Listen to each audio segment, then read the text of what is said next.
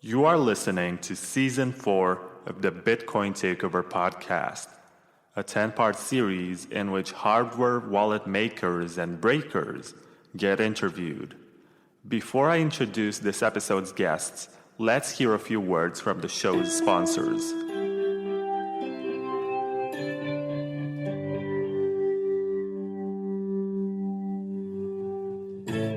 LXMI is a European cryptocurrency exchange whose name is inspired by Lakshmi, the Hindu goddess of wealth, good fortune, and prosperity. It's one of the regulated and legal cryptocurrency exchanges. On LXMI, you can buy bitcoins with most fiat currencies, and you can also do trading with top altcoins. They follow the Not Your Keys, Not Your Bitcoins philosophy with their integrated non-custodial wallet, which helps you manage your own private keys.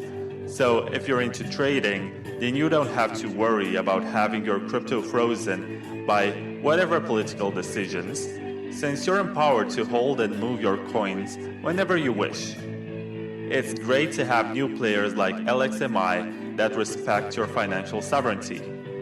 LXMI is launching in 2020, and for more information, please check out lxmi.io.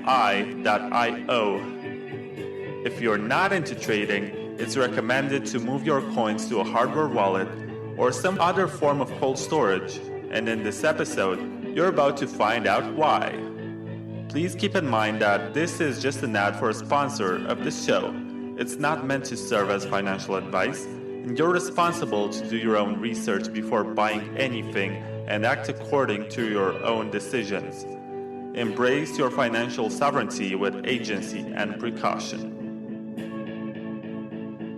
Hey you! Looking for the simplest way to get started sending Satoshis on the Lightning Network? Then sign up with your social account on BottlePay now. BottlePay is your premium Lightning service for unfairly cheap and effortless Bitcoin payments. It is powerful enough to offer all of the payment features you need, while also being simple enough for no-coiners to understand. No more confusion and headaches. Send Satoshis instantly to anyone on a supported social network in a couple of clicks. Log in today at bottle.li and receive 1,000 free Satoshis to get you started sending and receiving Bitcoins. Follow the steps to become a power user and earn even more. Head over to bottle.li and get started now. Hi there, and welcome to Season 4 of the Bitcoin Takeover podcast. I am Vlad, and this season is specifically about the makers and the breakers of hardware wallets. And this first episode is actually about the oldest hardware wallet, the oldest major hardware wallet that is still on the market, which is the KeepKey. And my guest is Jon, who is the COO of ShapeShift. So hi, Jon. Hi there, Vlad. How are you doing today? I'm okay, but before we move on with our conversation, I just want to give a shout out to the two sponsors of this episode, who are LXMI, a European exchange that's going to launch in 2020, and BottlePay, which is a payment system that has become very popular on Twitter. So I gave them a shout out. Now let's talk about hardware wallets. I was waiting for a confirmation. Awkward moment. Oh, okay. Okay. Yes. Let's do it. So my first question for you is, why would anyone need a hardware wallet? Because usually when experts discuss security, they're going to say, oh, it's so much better to use a paper wallet or a brain wallet or to write your seed words on some sort of metal plate.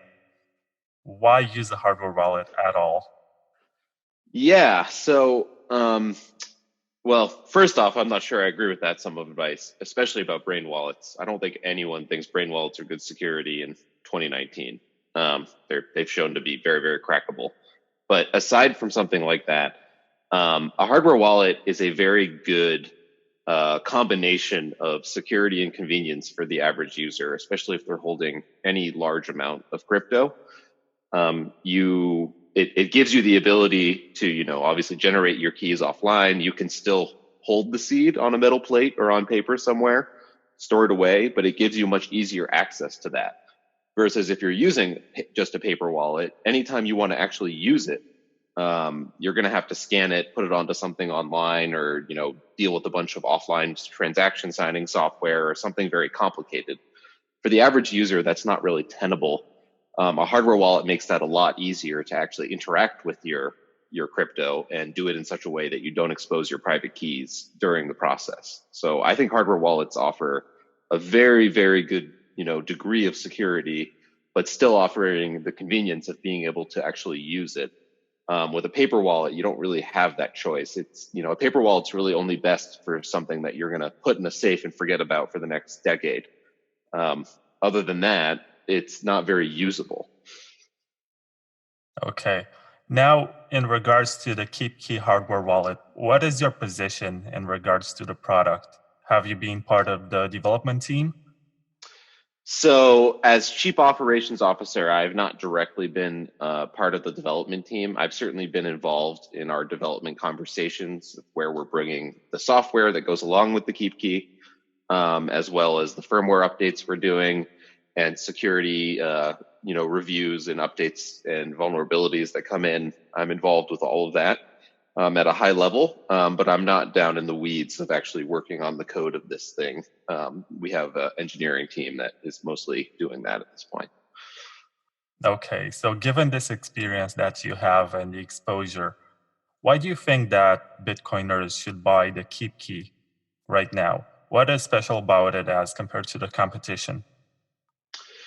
Yeah, the main thing that's I say would be special nowadays is really the software implementation that we've just released. We kind of made a decision that the hardware was pretty darn good as far as we can tell over time, but what we really didn't like was the original KeepKey client that when we acquired KeepKey was mainly being used. We've supported that since we acquired KeepKey, but we recently, just back in July, launched a new ShapeShift platform that's really become the new interface and software component for KeepKey. And I think in combination with that, it's really the best hardware experience on the market, in my opinion, because I think that's where I haven't been as pleased with some other hardware wallets. I like a lot of other hardware wallets. It's not to say anything about problems with those devices, but I think the software has been lacking over the years, and I think the software that we released, offers a much better user experience for the average user. Okay, so you have mentioned other hardware wallets, and this is the territory where it gets very interesting because I want to ask you about the pros and cons that you can mention of every other major competitor. Like, what do you think about the Trezor? Yeah, so I think the Trezor is a very good device for the most part. Honestly, I'm big. I own a number of hardware wallets myself, including hardware wallets from the competition, and I think that there's a number of good options out there. So I'm not sitting here thinking that the KeepKey is great and everything else is terrible. That's just not really the case. There's a number of good hardware out there, the Trezor among them. So the Trezor overall, I think, is a very good device. One of the cons compared to the KeepKey might just be that it has a much smaller screen, at least the original device. And so that doesn't always let you see like entire Bitcoin addresses, which can be a little worrisome from a man in the middle component, but overall it's not a huge issue. It's still a very good device. I've owned a Trezor pretty much as long as I've owned a KeepKey. What about the new Bitbox 02? I'm not sure if you were able to test it, but it looks pretty promising. It takes I actually met the Bitbox folks. I think they're based out of Switzerland, if I remember correctly. And we actually went and talked with them in their offices last year, and that device seems pretty interesting. I can't say I know enough about it to say what the immediate downsides or major pros of it are, but it seemed like an interesting approach. Yeah, a lot of people talk about the KeepKey and they mention, I'm sorry, not the KeepKey, the Bitbox, and they mention how the first model got hacked and they had to discontinue it and come up with a new design. And do you think that the team is very good and competent enough to release something that is worthy of users' trust? Because so far it hasn't been hacked because it's too new. Yeah, so I guess it depends. I don't know enough about the history to, I think, weigh in as much as I'd like to there. It depends how it was hacked the first time. Hacked can mean a lot of things when it comes to a hardware wallet, and that can mean something very, very bad, or it can mean something totally innocuous, depending what that means. If it was an actual like remote vulnerability, that's among the worst that you can have on a hardware wallet, and that if it actually required them releasing a new device because the other one wasn't savable, then that's not a good thing. At the same time, I don't know enough about their team and engineers to say whether they're, competent enough or not, et cetera. So I'm not sure I know enough to weigh in on that. Yeah, I like to think that the fact that they have a Bitcoin core developer among them is just an extra layer of trust that you can put into them, even though it's a bad idea to put trust in anyone in this industry. Anyway, let's not talk too much about the Bitbox. Let's move on to maybe the most popular device among Bitcoiners on Twitter, which is the cold card. What do you think about it? Yeah, the cold card's another one that's pretty new on the scene that I don't know enough about to weigh in on, exactly what its security features, are compared to other wallets. From what I've heard, it seems like an interesting device, but I'm not sure if it gives as much full features, especially on the software side, as like a Trezor or a Ledger or a KeepKey. Oh, I think it's the exact opposite of what ShapeShift is trying to do with the KeepKey, because it has no computer interface. It's made to do most operations on device, and it uses a BIP. I don't recall the number of it, but it's called partially signed Bitcoin transactions. Ah, You can just power the device, and you operate with an SD card that you then connect to your computer. And you're supposed to use either Electrum personal server or Wasabi wallet or some kind of third-party open source software. So they don't have like a computer software implementation. This is good for gotcha. programmers, but not for newbies who are just trying to get into Bitcoin. Yeah, so exactly. That might be really good for someone who just cares about those things, who's already comfortable with things like Electrum or a Wasabi.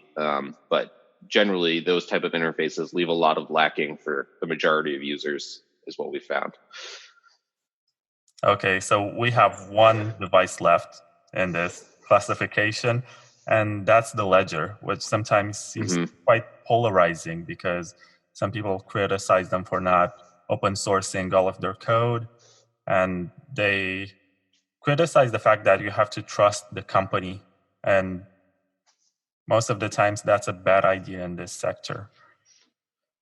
Yeah, so I've owned ledgers ever since they came out. I remember when they first started going to conferences, before we even owned KeepKey, and I've always found them interesting devices. I own a number of different ledgers myself.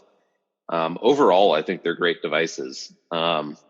I definitely understand the apprehension about the fact that not all their firmware, especially, is open source, and that really, unnerves, especially, old school Bitcoiners, and they're not always that comfortable with that. And I think that's totally valid if that's what they want. But I've never heard of any major, attack on someone's ledger remotely or something like that that gave me pause or issues. So I think that they're pretty secure.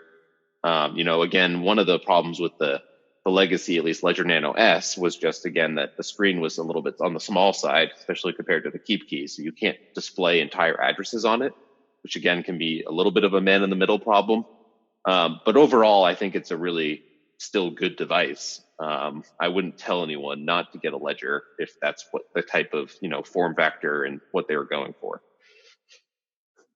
So you spoke about open source code, and I think that's also an interesting discussion to be had, because I want to ask you how much of the code that goes into the KeepKey is open sourced, and why do sometimes competitors call the KeepKey a Trezor clone? Yeah, so I'll answer the second question first, which is when we acquired, the reason they call it a Trezor clone is that before we even acquired KeepKey, when the original developers of the KeepKey company had created the device, they forked the original firmware from the Trezor. So it is it's not exactly a clone because the code has diverged quite a bit over the last 2 or 3 years. But originally, it was a fork of the open source Trezor code. So there is a lot of relation there in terms of the foundation of firmware. But since then, they've really kind of gone their own separate ways, and there's still some similarities, at least compared to like a ledger, but they've been developed pretty differently over time. And all of KeepKey's firmware is open source. You can go on GitHub and see all of it. Okay, that's a good answer.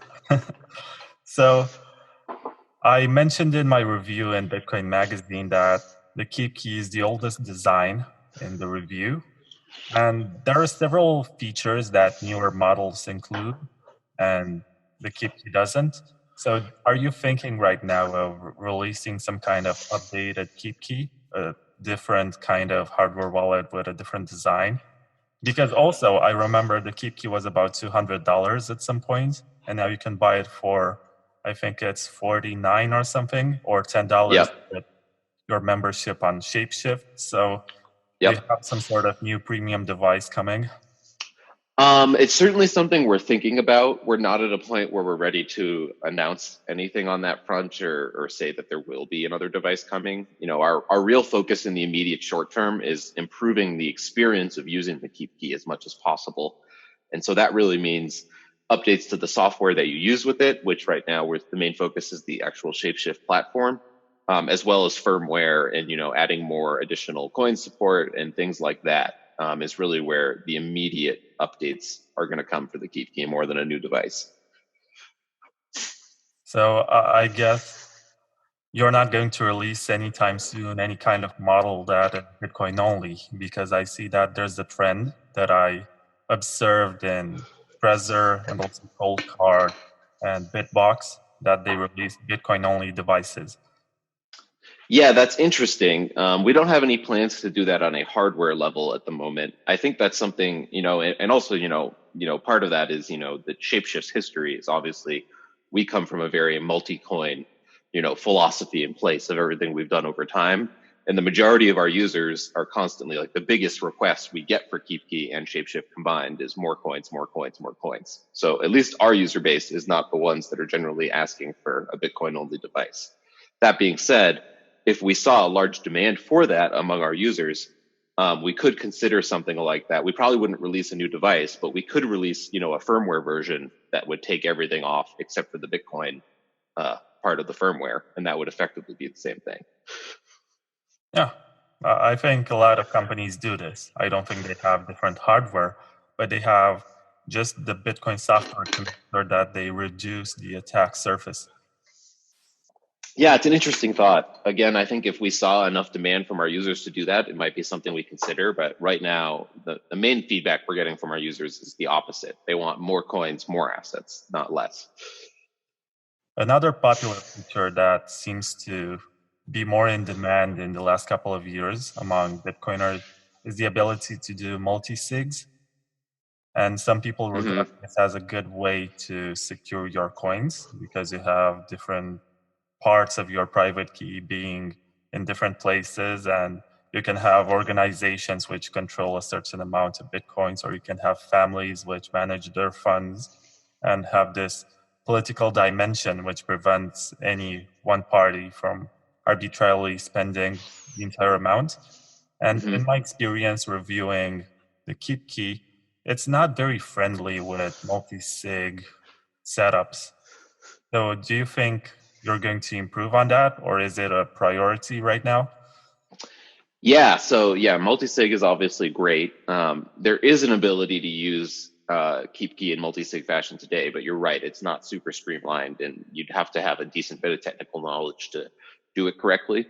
It's definitely something we have talked a lot about, and that will either is or will become a priority pretty soon, especially through the new ShapeShift platform software using your KeepKey. I think there's a lot of cool things that we can and want to do with multi-sig in the KeepKey. So I definitely think there will be a lot of multi-sig related features coming to the KeepKey, in the short to medium term future.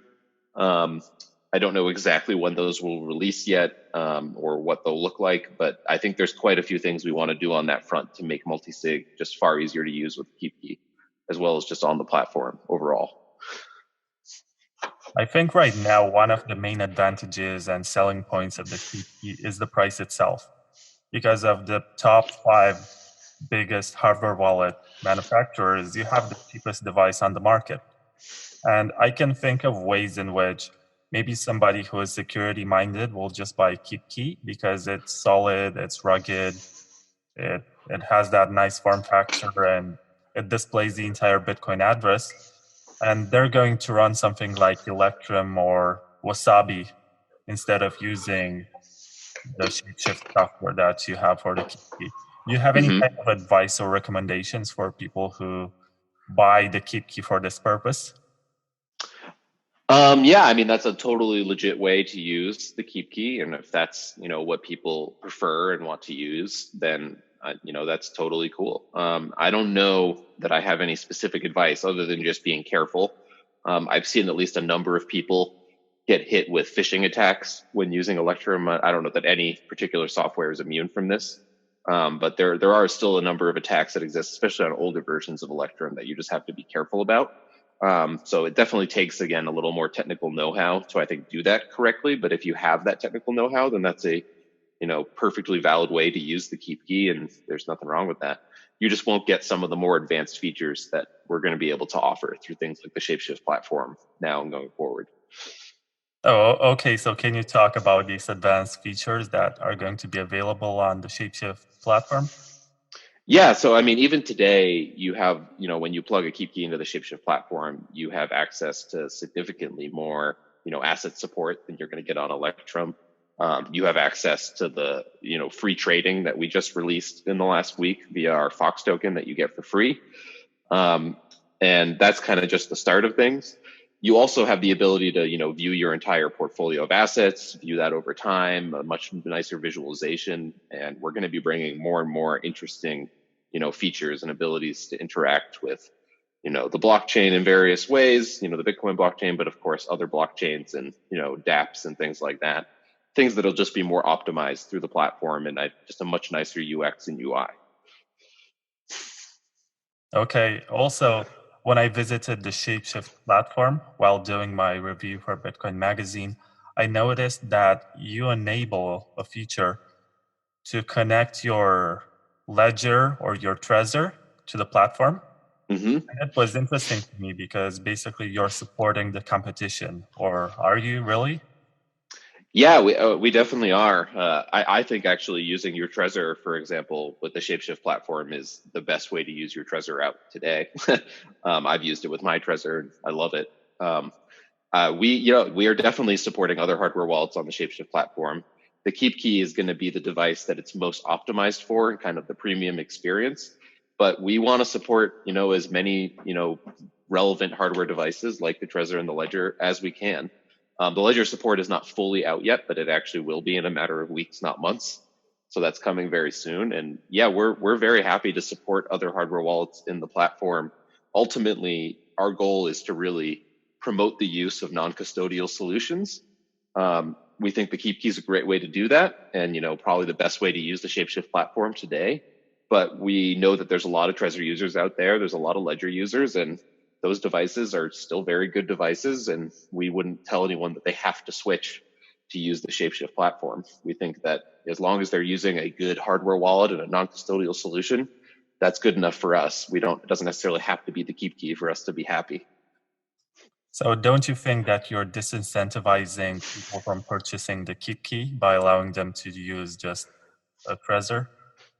Yeah, you could argue that, and that might be the case for some people, but ultimately, again, the goal is not just to sell KeepKeys. The goal is to, put out software there that really promotes the use of non-custodial wallet and, exchange software. And that's really where ShapeShift's bread and butter is. We think the KeepKey is a great addition to that, and again, is probably the best use of the experience, but you can still have a really great experience on ShapeShift without a KeepKey, with a Trezor or Ledger, and that might mean people don't buy the KeepKey, and that's okay. We're totally fine with that. So what are KeepKey's or ShapeShift's plan for the hardware wallet market? Yeah, I mean, the main plan is kind of what we just talked about, which is really producing the best possible software to use with your hardware wallet. Because I think, again, that's historically where hardware wallets have kind of lacked the most, has been the actual UI and UX of the software that you connect with and use. And, the device is one thing, and it's obviously paramount because that's where your keys are actually kept and the real security. But 90 to 95% of the time, a user is actually interacting or trying to do a transaction. They have to use the actual software attached to the thing.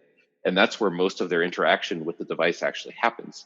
So, in our opinion, the most important thing to do really well, in addition to having a very good key store like a KeepKey or another hardware wallet, is the actual software. So, a lot of our focus and plans for the immediate future are on improving that software and making the best possible UI and UX for using a hardware wallet and storing your assets non-custodially and trading non-custodially. Do you also consider allowing users to connect to the ShapeShift platform with their full nodes? As sometimes it's important for users to have this sort of privacy where their transaction data gets stored on their devices and they don't have to trust a third party, whether it's ShapeShift or some other node, with their relaying of. Yeah. Yeah, that's an interesting point. Definitely something we've considered. Right now, the best way to do that today would be to use something like an Electrum. At some point, it would be nice to allow the Shapeshift software to be run locally and let people to do that. That hasn't really been a priority for us and the majority of our users. That's not what they're looking for. We do certainly allow the ability, though, for someone to use the software totally anonymously without giving us any information, as long as they only need to do that if they want to trade. So they do have the ability to get on there and not give us any information and clear out any data that they give us, after use and things like that. But eventually, especially if there's demand for it, we probably would release some localized version that can be run on someone's desktop as well. It's just not an immediate priority. Yeah, I remember that ShapeShift was one of the most popular services in 2017.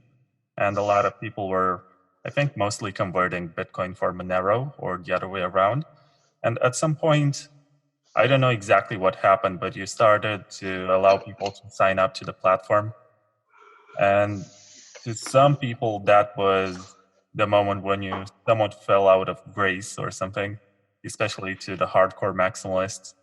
So I think it would make a lot of difference if you allowed more privacy for users, but at the same time to meddle with regulators in a way that also makes it okay for you. Yeah, it's a fine line to walk, of course, but yeah, we care a lot about privacy of our users, and we're very interested to give features to them. Some of those, like running the software locally, is a pretty technically advanced feature that most users are not going to use. That's probably why it hasn't been prioritized for us yet. But we have prioritized a lot of other privacy-centric features, like the ability to use the entire platform anonymously without giving us any information, and you don't expose anything that way. So there are various things that we will continue to do to support those privacy-centric minded folks, because they're still a large part of our user base. Yeah, I think that's very important. And something else that I think should be considered, I don't think there is demand for it because most users don't really understand how it works, but UTXO control is essential because sometimes you have 50 Bitcoins or something and you're sending 0.1 Bitcoin and you don't want the other person to know how much Bitcoin you have. Mm-hmm. And you should try to have smaller UTXOs, and maybe you have a 0.2 Bitcoin UTXO that you use to send 0.1, and the other person will not know that you actually hold 50 or 100 or 1,000, whatever. Yeah, no, absolutely. Our software will already automatically try to prioritize your smallest UTXOs when creating a transaction. Most good Bitcoin software should do that, but we've definitely talked about releasing more advanced features for power users that would allow them to, specifically choose which UTXOs they want to use in a transaction, which change address, etc. That's another one of those features that the majority of, I think, our users, it's just a little, too technically advanced for what they actually need or want.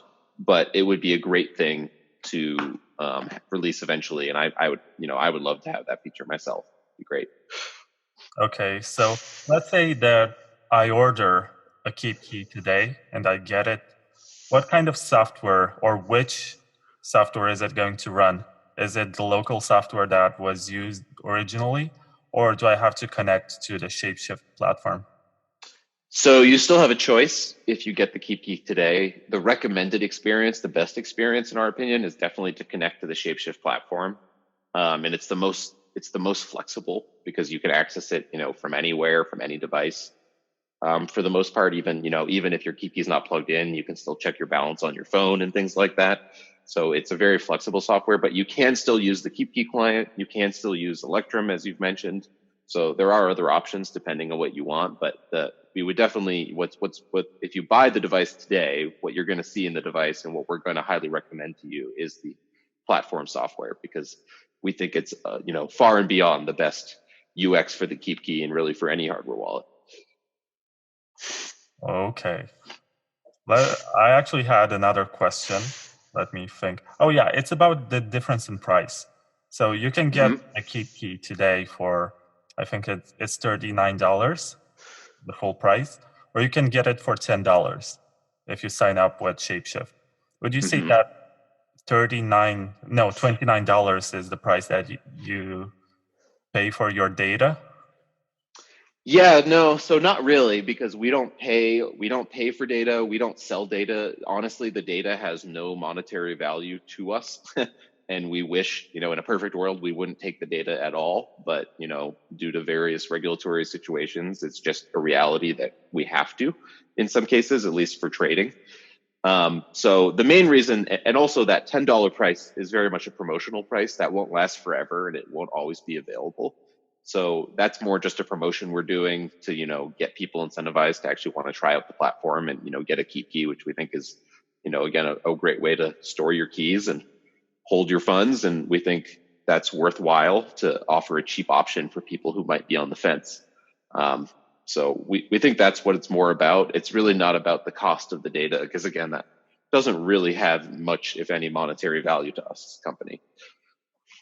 Yeah. Sometimes I think about this in Google terms, when Google is offering all that suite of applications for free, and you're thinking, what happens to the files that I store in the cloud, in my Google Drive or whatever? So when I saw this difference, my first thought was, okay, so what happens to that personal data? Why does it matter that you sign up with your email address to ShapeShift? Yeah, and it's a good question. And I think when you're using the Google example, it's a really smart and, that is the way to think about it. That is what a company like that is doing.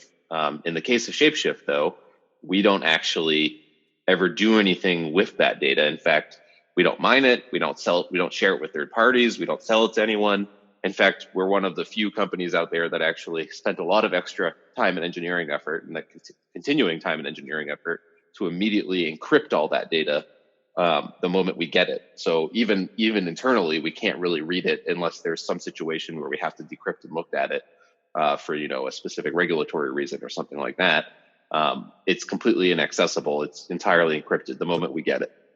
So you're saying that there's no way to associate a certain transaction with a user?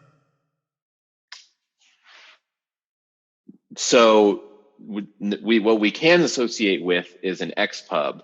And if we were to decrypt the data, there would be a way for us to associate that if we had to in a regulatory situation. But we generally don't do that. And again, if someone's really concerned about privacy, they don't have to sign up or give us any information at all, in which case there's really no way to associate it.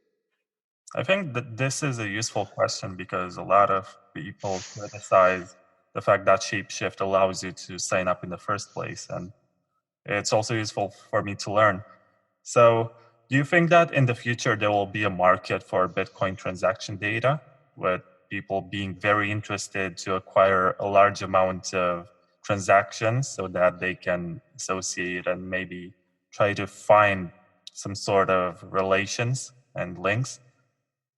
Yeah, there certainly will be and already is in some cases. So, a company like Chain Analysis and companies like that, primarily sell to regulators and law enforcement, there's already a huge market for that type of data.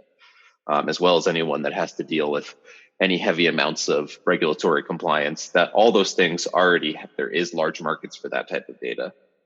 We don't personally take or store such data or sell that data, and we're not interested in supporting such markets.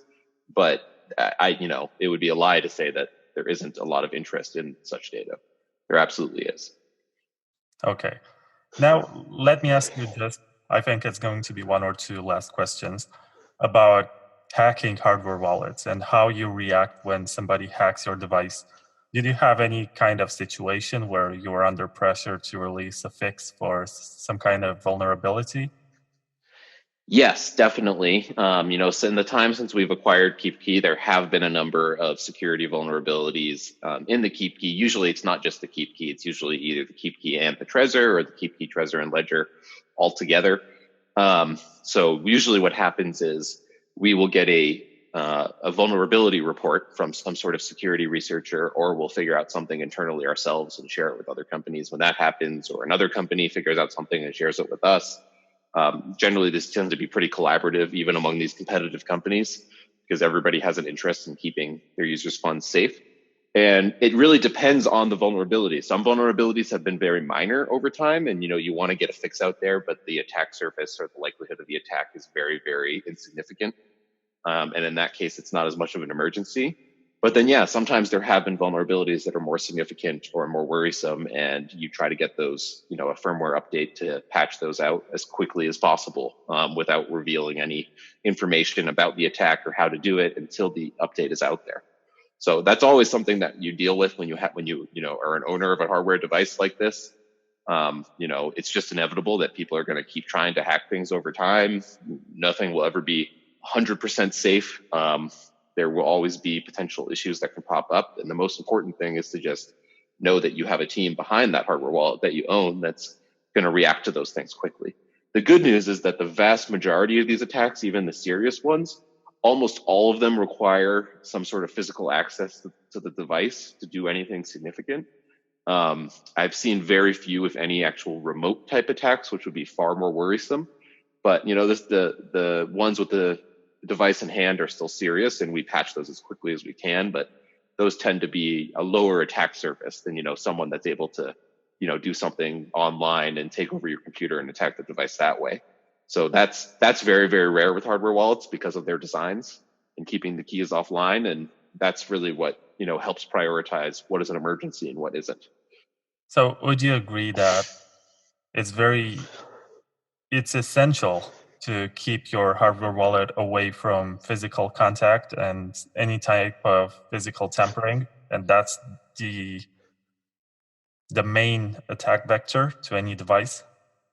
Yes. So as our chief security officer would say, anytime someone has physical access to something, given enough time and motivation, there's likely a way that they can break into that thing.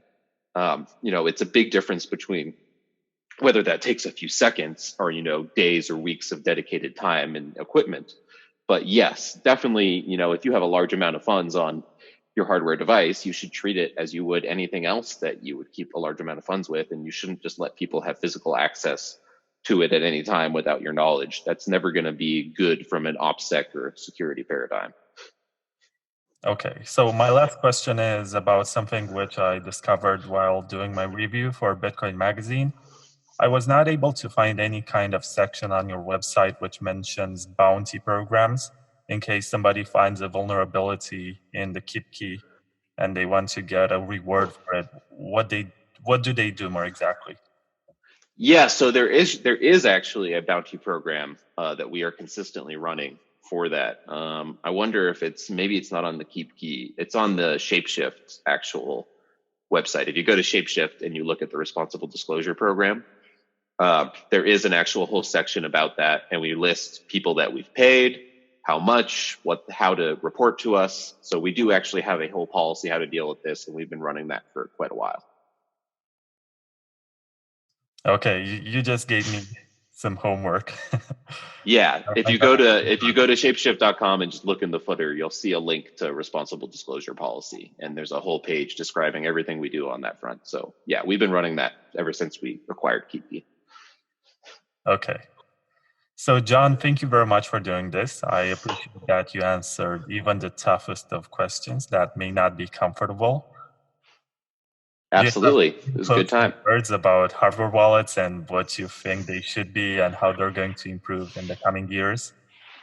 Sure. I mean, I think that, again, the most important thing is that I think the majority of hardware wallets on the market, especially when you're talking about the KeepKey, the Trezor, and the Ledger, do a very good job of keeping your keys disconnected from the internet and not being exposed that way, which is honestly the biggest risk for any crypto user on a day-to-day basis. So I think the most important thing I would get out to people is just the importance of using a hardware device like that. If you're going to store your own keys, which we at ShapeShift certainly think you should for a number of reasons, your probably easiest, most convenient way to do that in a very safe way is with a hardware wallet. And we think that's worthwhile. And we personally think the KeepKey is a great way to do that, and that it has the best software experience you could possibly have. And it's only going to get better. So we just really encourage people, hold your own keys, not your crypto. Okay, thank you very much. And just so you know, this entire season is going to consist of 10 episodes where hardware wallet makers get to talk about their product and they promote what is special about the devices that they're developing and selling. And there's also going to be a section dedicated to hackers so that they can give some advice and maybe tell stories about how they broke into some kind of device. So thank you, John. Thank you very much, Vlad. Thanks for having me.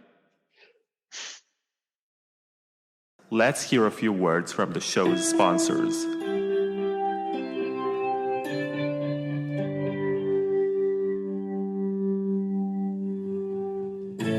LXMI is a European cryptocurrency exchange whose name is inspired by Lakshmi, the Hindu goddess of wealth, good fortune, and prosperity.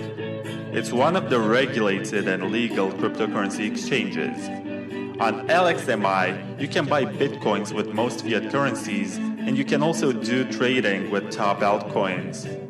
They follow the not your keys, not your bitcoins philosophy with their integrated non-custodial wallet, which helps you manage your own private keys. So if you're into trading, then you don't have to worry about having your crypto frozen by whatever political decisions, since you're empowered to hold and move your coins whenever you wish. It's great to have new players like LXMI that respect your financial sovereignty. LXMI is launching in 2020, and for more information, please check out lxmi.io. If you're not into trading, it's recommended to move your coins to a hardware wallet or some other form of cold storage, and in this episode, you're about to find out why. Please keep in mind that this is just an ad for a sponsor of this show. It's not meant to serve as financial advice, and you're responsible to do your own research before buying anything and act according to your own decisions. Embrace your financial sovereignty with agency and precaution. Hey you! Looking for the simplest way to get started sending Satoshis on the Lightning Network? Then sign up with your social account on BottlePay now. BottlePay is your premium Lightning service for unfairly cheap and effortless Bitcoin payments. It is powerful enough to offer all of the payment features you need, while also being simple enough for no-coiners to understand. No more confusion and headaches. Send Satoshis instantly to anyone on a supported social network in a couple of clicks. Log in today at bottle.li and receive 1,000 free Satoshis to get you started sending and receiving Bitcoins. Follow the steps to become a power user and earn even more. Head over to bottle.li and get started now.